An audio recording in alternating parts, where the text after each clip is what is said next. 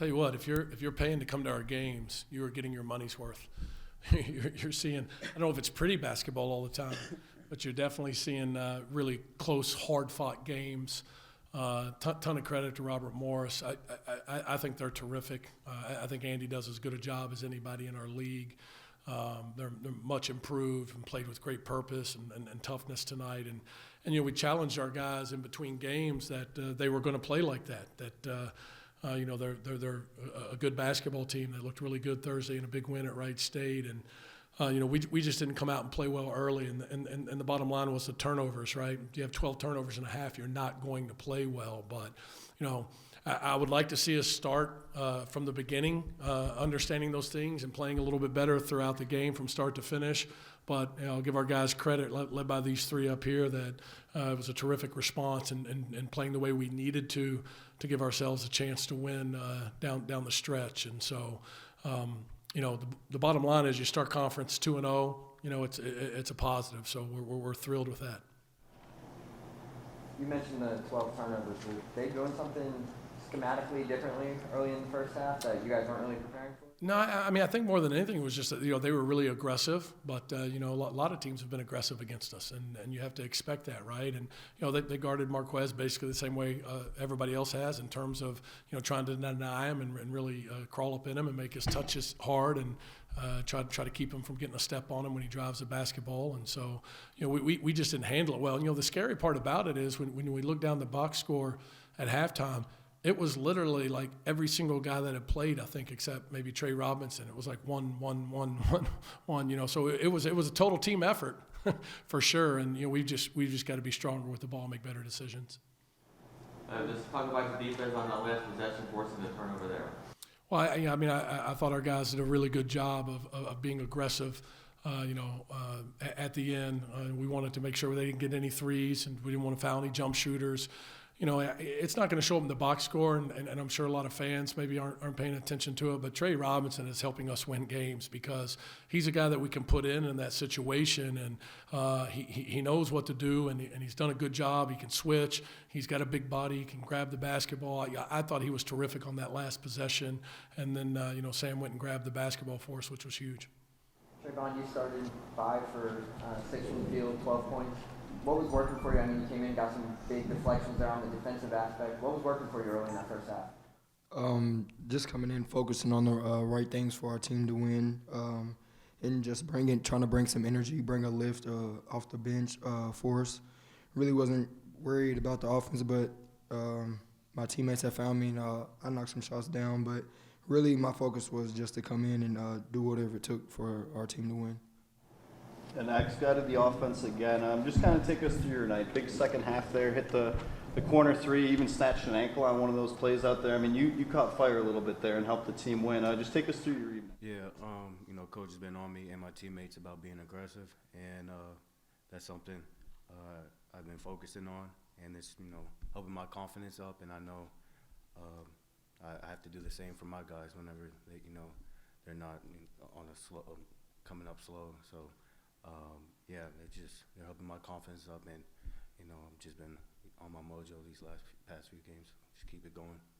And Trevon, most games played in NKU history. Congratulations on that honor. Has it hit yet? What's something like that mean to you? You just got the most starts in program history, and now the most game plays is all yours as well. Yes, sir. Thank you. Like I said last time I was up here, I'm just thankful to be here. It's a great honor just to be here and be able to play the games that I've played and not really have like a bad injury, knock on wood. But just being able to have like a coach, strength coach like I have now, being able to take care of our bodies and focus on the right things, and it's really helped. If I could just interject real quick on that, I think it's important to understand about Trevon being, the most games played. It's not because he's a fifth-year senior. We missed out on about 10 or 12 games in a COVID year, right? We haven't played that many yet. So that would have been, something that he would have earned regardless of if he was a fifth-year senior or not. I just think it speaks to the durability and the character of who he is and what he's done for this program. I mean, our program is about players, period. It begins and ends with that, and nobody's meant any more to this basketball program than Trevon Faulkner. And Sam, to throw it over your way, battled through some adversity. You're back in the lineup now, starting to get stronger and stronger. Team battled through adversity. Another win after trailing at halftime. Just kind of take us through what the team, what are those adjustments being made in that locker room that you're coming out and taking these games in the second half? Yeah, I mean, for example, tonight we just came out slow and we weren't ready to compete. They kind of hit us in our mouth. And, I mean, we got to come out throw the first punch every single game. So, back in the locker room, Coach just challenged every single one of us, and I think we responded very well. We came out there, we punched them in the mouth, and, I mean, we just stepped on their throat and kept on going the whole half, and we thought just win every four media timeout. So, I mean, that's what we did, and we came out with a big W. And, Coach, how about Emmanuel tonight? Might not, kind of like you said earlier, might not show up in the stat sheet, but he played some big minutes, made some big stops at the end of that game. Yeah, he did. I mean, Chris Brandon out, we had to play him, and I thought that, Emmanuel's giving us some presence on the defensive end for sure. Did a little bit on the offensive end in terms of a presence rolling to the basket and keeping a couple basketballs alive. We still got to get him in the right spot and reading some things offensively. But that'll come. I mean, keep in mind this young man's been playing basketball for 3 years, and now we've got him at a pretty high level. It's a big jump for him. And so I think there's a ton of positives. And I think the encouraging thing is, when you look at this group, whether it's Emmanuel individually or any of these guys, they're just going to continue to get better. I thought Sam made a big step tonight and kind of getting back to who he needs to be for us with his aggressiveness and his playmaking, and on both ends. And so, but the offensive glass was huge for us. Emmanuel was a part of that, and our bench was big. Having some bench points. That's one of the reasons we made the adjustments that we have, and so far it's been beneficial for us. You look down at the stat sheet, you see 36 to 25 on the glass. Talk about what a guy like Chris Brandon brings to that aspect of the game. I mean, he had 10 rebounds again tonight, averaging double figures on the glass all season. Just talk about his performance a little bit.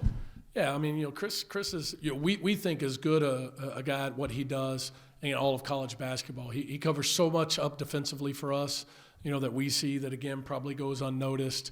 And just his ability to rebound the basketball on both ends, is huge. And so, we've got to be a good rebounding team. In order for that to happen, Chris has got to be dynamic on the glass, and our guards have to help out because, we're not the biggest team. And so his presence and production for us is so important. And, again, we've got to watch the tape and figure out how we can keep him in the game more and limit some of those fouls. But, Chris Brandon is crucial to our team and our success. Coach, how do you feel your team addressed the lack of free throws in the second half, as well as the high number of turnovers from the first half? Yeah, we just talked about being aggressive. I thought the game was called much closer on both ends as well, but we just talked at halftime about being more aggressive in driving the basketball and getting in the paint and playing more physical. Just kind of thought we really settled and played a little soft in the first half. And then, part of the good rebounding tonight was we were, fantastic on the offensive glass. And, that wasn't just one guy, that was several guys. And so, again, those are the kind of things that we need to do well to be our best. And so it was good to see those happen in the second half. Coach's final thoughts to end up then. 3 straight wins, 2-0 in conference play. What's kind of the vibes with the team right now? Yeah, I think the big thing is, we're kind of starting to get healthy. We're coming out of this, segment. I don't even know the number now. It's like 8 games in, 18 days or whatever it is where I overscheduled us. But, the bottom line is 2-0 to start in league play is huge. We're really pleased with that. And now we get the opportunity to go on the road and play a high major, the only one that would take us and schedule us. It's going to be a long trip, but, it's a Power 5 school in the Pac-12. And so we look forward to that challenge and preparing for that as we head into these last conference games before Christmas. All right. Thank you all. Thank you.